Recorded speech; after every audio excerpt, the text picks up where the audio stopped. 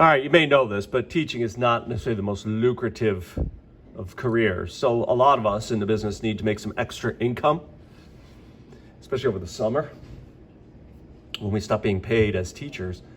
So what I like to do is use my knowledge of Gregor Mendel, and I go to CVPH, and I go to the maternity ward, and I wait for people to come in to give birth to babies, and I bet them.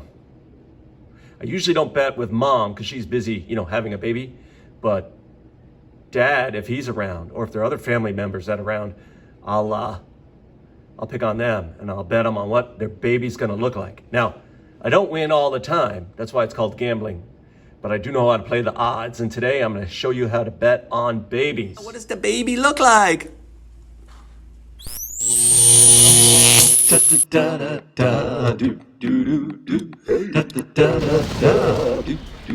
All right. Hey now. Mr. Kovacs class. It's Mr. Kovacs class. You might learn a ton. It's Mr. Kovacs class. He's interesting too. It's Mr. Kovacs class. And he's super cool. It's Mr. Kovacs class. So yeah, baby betting is all about understanding Mendel's rules. Okay, and there's a little trick. It's called the Punnett Square. It was invented by a guy named Reginald Punnett, right? And if you know how Punnett Squares work, it allows you to predict the chances of certain outcomes coming out. And so when I bet on babies, I always use Punnett Squares, and then whichever way the baby would look that has the greatest chance is the one I will bet on. Remember though, it's chance, it's probability. So there is always a chance that the best bet doesn't win. But if you bet the best bet more often than not, you will win more often than not. I don't know if that makes sense. So this is what Mendel came up with, and Punnett was just a way to sort. Usually what you do is if you know the genes of mom, right? So here's pea plants, and mom has purple flowers. She's got one dominant trait and one recessive.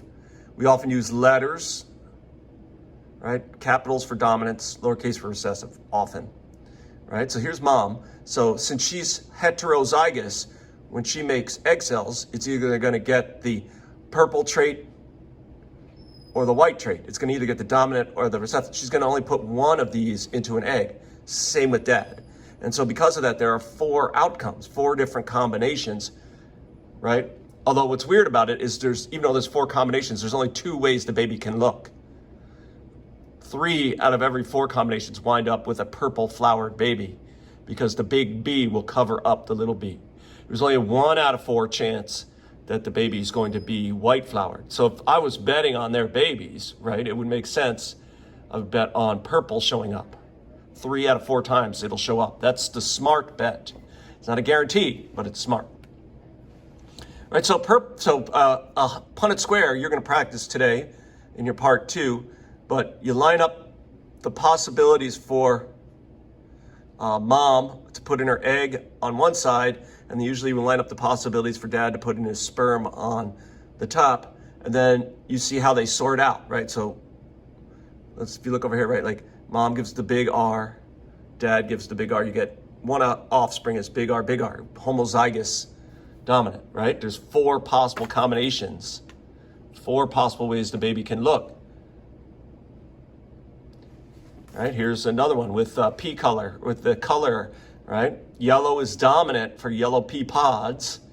So if you had a yellow pod and a green pod, you'd get 4 possible outcomes. But if you look at the phenotypes, there's only 2 possible outcomes, either yellow or green, right? And if I look at this, I look at it like, hey, 2 out of 4 ways, 2 out of the 4 are going to be yellow, 2 out of 4 being green. This is like betting on a coin flip. So in your part 2 today, I'm going to give you a bunch of different parents. Moms, we're going to use the rules of the face game, dad, and then there should be 4 outcomes. You're going to need to fill in the boxes.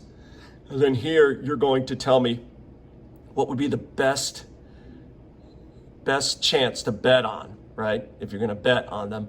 And even tell me what the chances are. So like in this one, it would be this one, tongue out, tongue out, tongue out. Great. So in this one, this guy's gonna be homozygous tongue out, heterozygous tongue out, but it's gonna look tongue out, heterozygous. So the best chances on tongue out, and the chances of the baby coming out tongue out, 4 out of 4. Here, let's practice a little bit. Look at mom. So I look at mom, and she's tongue out fish face. Right? Everybody here knows that that's this combination. That means when she made eggs in her ovary, right? You put half the genes in your gametes. So she put either the fish face card or the tongue out card. I kind of lined it up on the side. Now dad also came in fish face, tongue out. Right? So that means same thing. He made sperm cells. That means he either put the blue, right, the fish face, or the tongue out card. So now they have 4 different possible babies, right? Like if mom gives this card and dad gives this card, that baby is going to be homozygous fish face. If mom gives this card and dad gives this card, that baby's going to be heterozygous and look just like its parents, right? With both the what do you call it? Both the tongue out and the fish face. All right, let's see. Mom gives this one in her egg. Dad gives this in the sperm. We have another one that's going to be tongue out fish face. And then the last combination would be mom gives tongue out, dad gives tongue out. And so there are 4 possible combos. All right, now what are the chances? Okay, out of 4. The chance of the baby being just fish face is 1 out of 4. The chance of the baby being tongue out is 1 out of 4. The chance of baby being both tongue out and fish face is 2 out of 4. 2 out of 4. So that's the best bet, to bet tongue out fish face. Just because it's the best bet doesn't mean I'm guaranteed to win. I mean, actually, if you look at it, if I bet on tongue out fish face, I've got a 2 out of 4 chance of winning, but also a 2 out of 4 chance of not winning. So, you know, maybe I won't wager as much. I'll gamble as much on that outcome. You know, maybe be like, hey, $5 on your baby. All right, let's try a few more. Mom walks in, she looks like this. Dad walks in, he looks like this. She is purebred, homozygous, tongue out. Daddy-o is, because he looks like this, we know he's homozygous, crazy psycho face. All right, there's four options. Okay, right, 4 things, right? Mom gives this card. Right? Dad gives this card. Mom gives this card. Dad gives that card. Mom gives this card. Dad gives this card. Mom gives this card. Dad gives that card. I don't know about you, but there's a safe bet. Right? I'm going to bet, Dad would be like, I bet you, and I'm going to bet a lot of money, that baby doesn't look anything like you, that looks like mom. Right? That's a good bet. Mom walks in, she looks like this. Which means she's heterozygous. Her partner, the father who made the sperm cells, or the sperm maker, has the same genes, right? So now we go, okay. We're going to bet on the baby outcomes, right? Let's see what the baby's going to look like. This box in the Punnett Square, right? Mom gives this blue. Dad gives that. That's a fishy fish face baby. Homozygous fish face, right? Mom gives this blue. Dad gives a yellow. That's a fish face baby. Heterozygous, but it's going to look the same, right? Because it's going to look the same. This one, let's see, mom gives the yellow, dad gives the blue. Again, heterozygous, but still gonna look fish face. And this last combination here is gonna be the one where Mom and dad both give the recessive allele, and that baby's going to be crazy psycho baby. It's not going to look anything like mom or dad. So, what's the smart bet here? What's the smart bet here? Good. If you said the baby's going to look fish face, that's a smart bet because there's 1, 2, 3 ways to be fish face. Only one way to be not fish face. So the smart bet. Is it a guarantee? No, it's not a guarantee because, right, this is 1 out of 4 chance. If they had 100 children, you'd expect 25 of them to look crazy psycho face. But they're only having 1 child right now. Or maybe they're having twins, but. All right, let's try one more. All right, we got a tongue out mom. So she must have the tongue out allele. But let's say she's a carrier of one of those lethal alleles. And then dad, of course, he's all fish face. But he's also carrying the lethal allele. All right, let's fill out the Punnett Square, right? Like here's, this box would have to be mom gives tongue out, dad gives fish face. That baby's a tongue out fish face. Let's see, this box right here, mom gives tongue out, dad gives the lethal allele, but the kid isn't dead. He doesn't die because tongue out is dominant. That kid is tongue out. Right? This box right here, mom gives the lethal allele, but dad gives his fish face allele. That kid is fish face, but he's a carrier of the tongue out allele. This is the box I worry about because this kid won't make it.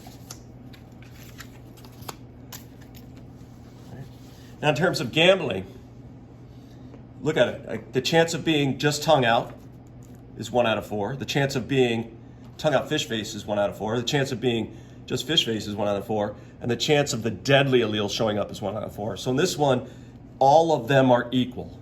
But as a gambler and knowing that these parents, I am not going to bet on this one. Right? I mean, this is the one I do not want to have happen to them. Correct? I'm not going to bet it, even though it's equally likely. So this one I would bet on, hopefully one of these 3, with the hopes that this one definitely doesn't show up. The chance of this showing up is 1 out of 4, though. I mean, they have a better chance of it not showing up, but the chance is still there every time they have children. All right, so those are using Punnett Squares.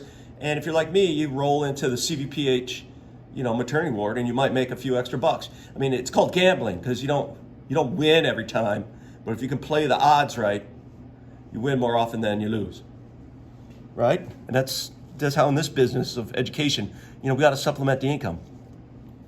All right, so another thing we do often is we can use this idea to figure out what the genes are of parents if we know what the babies are, right? Like if, let's say we had these purple flowers and we wanted to know if they were homozygous or heterozygous, well, we would breed them with a recessive alleled plant. And whatever this turns out to be would tell us the genes of the parent. So you can kind of work backwards. If these flowers turn out white, this parent, mom, is heterozygous. If these 2 turn out purple, mom is homozygous. Now, there are lots of alleles, lots of genes, and so you can use these rules. So now, let's say if you look at 2 things, how about not only the color, but also whether they're round or wrinkled, the peas, right? So now we can look at 2 different alleles and the different combinations. So now instead of 4 possible combinations, there's 4 times 4, there's 16 possible combinations.